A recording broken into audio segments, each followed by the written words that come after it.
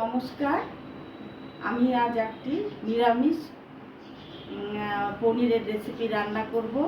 একদম রসুন পেঁয়াজ ছাড়া, একদম নিরামিষ। এটা আপনারা পরোটা, রুটি, পোলাও, ফ্রাইড রাইস এসবের সাথে খাবেন, খুব ভালো লাগবে, খেয়ে দেখবেন। এখানে আমি পনির নিয়েছি 300 গ্রাম। এটাকে আমি মেখে রেখেছি। এবার দেখুন আমি পনিরটাকে কি করে মেখে রেখেছি। নিরামিষ পনির রান্না করব, সেজন্য এখানে আগে লাগবে সরষের তেল। সরষের তেল দিয়ে দিচ্ছি। সরষের তেল দিয়ে দিলাম। তারপরে দিয়ে দিচ্ছি হলো হলুদ দিয়ে দিলাম। তারপরে লাল লঙ্কা, কাশ্মীরি লাল লঙ্কার গুঁড়ো দিয়ে দিচ্ছি। তারপরে নুন, এটা আমি হাত দিয়ে দিচ্ছি, তাহলে আন্দাজটা পাবো ঠিক করে, সেজন্য আমি হাত দিয়ে দিলাম। নুন দিয়ে দিলাম, নুন দিয়ে তারপরে একটু বিট নুন দিয়ে দিচ্ছি। একটু বিট নুন দিতে হবে এর মধ্যে, একটু বিট নুন দিয়ে দিলাম। আর এই এক চামচ গোলমরিচের গুঁড়ো, এটা দিয়ে আমি হলো এই পনিরগুলোকে মেখে নিচ্ছি।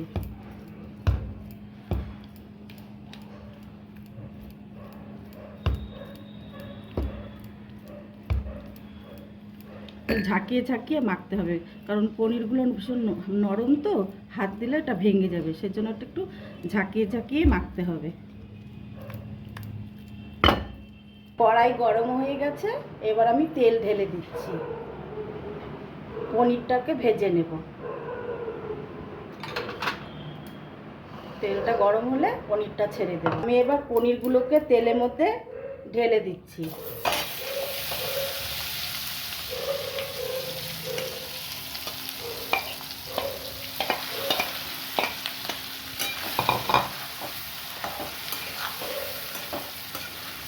আগুনের ফ্লেমটা সামান্য মিডিয়াম করে দিলাম। গ্রেভির জন্য আমি একটা মশলা তৈরি করছি। পনিরটা ভাজতে ভাজতে আমি গ্রেভিটা তৈরি করে নিচ্ছি। এই যে এখানে 4 মগজ আর কাজু বাদাম একসাথে করে বাটা আছে। 1 চামচ ধনে গুঁড়ো দিয়ে দিলাম। 1 চামচ জিরের গুঁড়ো দিয়ে দিলাম। 1 চামচ রেড চিলি, কাশ্মীরি লাল লঙ্কার গুঁড়ো দিয়ে দিলাম। 1 চামচ হলুদের গুঁড়ো দিয়ে দিলাম। আর ব্যাস, এবার এখানে আমাকে টক দইটা দিয়ে তারপরে এখানে যে জায়ফলটা গুঁড়ো করে রেখেছি, ওই জায়ফল গুঁড়োটা দিয়ে দিতে হবে। এই জায়ফলের গুঁড়ো দিয়ে দিচ্ছি।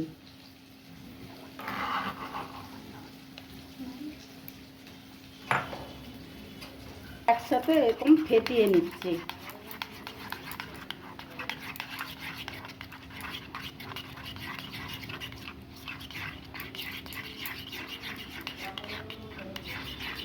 পনিরগুলো নামিয়ে নিচ্ছি।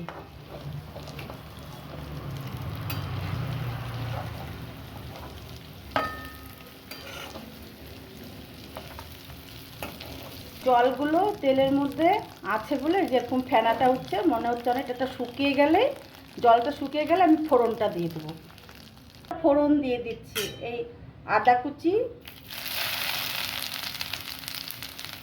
আদাটা একটু সামান্য ভেজে নিয়ে তারপরে যে 2টো শুকনো লঙ্কা ফোড়নে দিয়ে দিলাম। 2টো শুকনো লঙ্কা ফোড়নটা একটু হালকা ভেজে নিতে হবে। তারপরে এই যে ছোটো এলাচ আর দারচিনি দিয়ে দিলাম। আর এই কাঁচা লঙ্কা কুচি দিয়ে দিচ্ছি ফোড়নে। এটা একটু হালকা করে ভেজে নিতে হবে।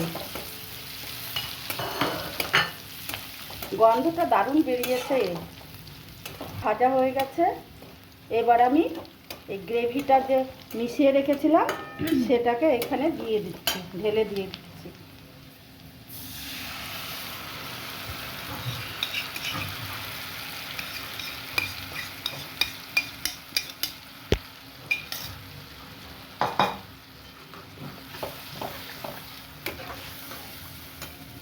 এখানে স্বাদ মতন নুন, যে যেমন খাবে সেইভাবে দিতে হবে, স্বাদ মতন নুন, আর অল্প চিনি দিয়ে দিলাম। মিষ্টিটা যদি সুগারের পেশেন্ট হয় তাহলে তারা দেবে না, এমনি এমনি করবে।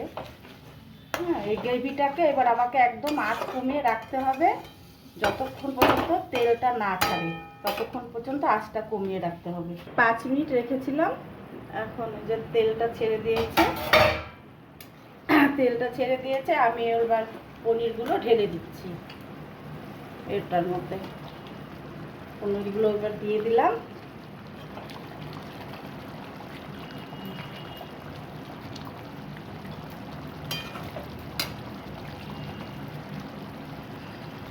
এটা হয়ে আসছে, এবার লাস্ট এটা একটু, এই যে কসুরি মেথিটা একটু ভেজে রেখেছিলাম, কসুরি মেথি ভাজাটা একটু ছড়িয়ে দিচ্ছি, আর এই ধনে পাতা কুচি দিয়ে দিলাম।